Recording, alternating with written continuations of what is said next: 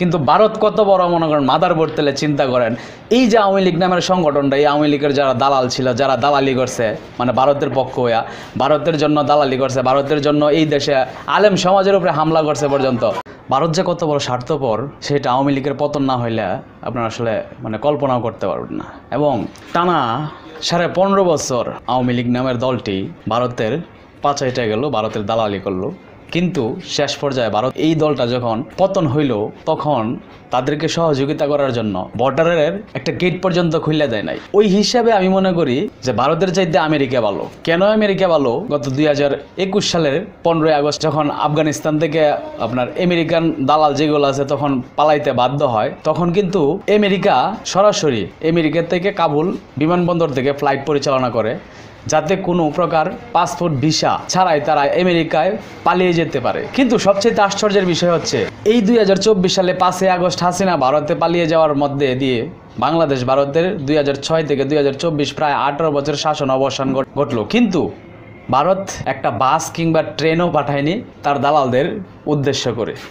তো এই জন্য আমি বললাম যে মানে এই ভারতের চাইতে মানে এই আমেরিকার পাছাটা ভালো। এই জন্য পাছাটা ভালো যে তারা তাদেরকে মানে যেগুলা পাস আসছে আফগানিস্তানে এইগুলারে কিন্তু আপনার সেফ এক্সিট দিছে, তাদের জন্য সরাসরি আপনার মানে বিমানের ব্যবস্থা করছে এবং কোনো মানে পাসপোর্ট ভিসার যেন প্রয়োজন না পড়ে সেই জন্য সরাসরি কাবুল থেকে আপনার আমেরিকার সরাসরি মানে আপনার ফ্লাইট পরিচালনা করছে, যেন যেই দালালগুলা আমেরিকার দালালি করছে সেই দালালগুলা যেন মানে খুব সহজে জনরোষে পড়ার থেকে বাঁচতে পারে। সেই জন্য আমেরিকা কিন্তু খুব সহজে তাদেরকে তাদের দেশে নিয়ে গেছে। কেন নিয়ে গেছে?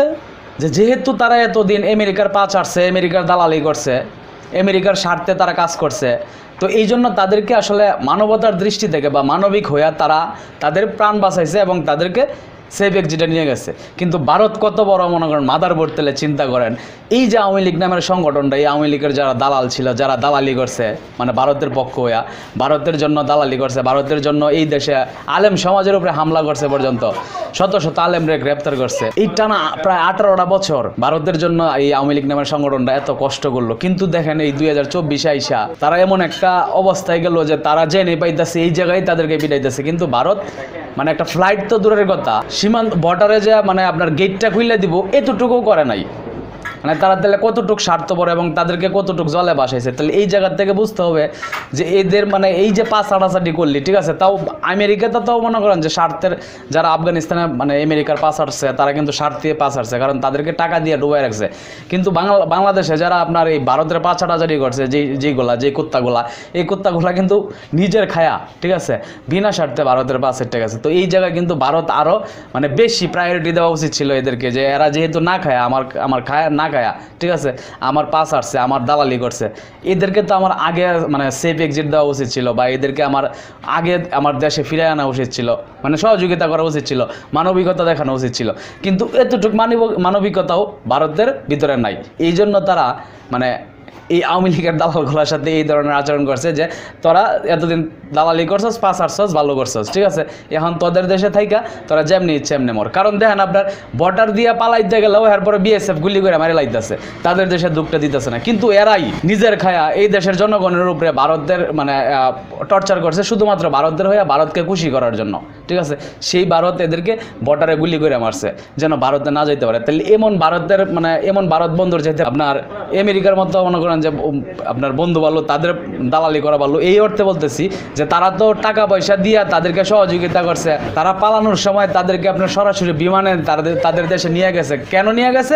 যে তারা তাদের জন্য মানে দালালি করছে, পাস আসছে, তাদের স্বার্থের জন্য পাস আসছে। এই জন্য তারা মানবিক হইয়া তাদেরকে মানবিকতা দেখাইছে যেন তারা মৃত্যুবরণ না করে, এই জন্য তাদেরকে নিয়ে গেছে।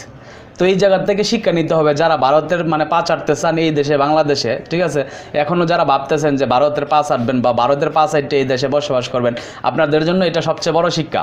যত যাই কিছু হোক এই দেশে আপনাদেরকে মরতে হবে। ভারত আপনাদেরকে সেফ এক্সিট কোনো সময় দিবে না, শুধুমাত্র আপনার কাছ থেকে তার পা চাইটা ময়লা গোলায় পরিষ্কার করাবে, শুধুমাত্র এইটুকুই আপনার কাছ থেকে নিবে।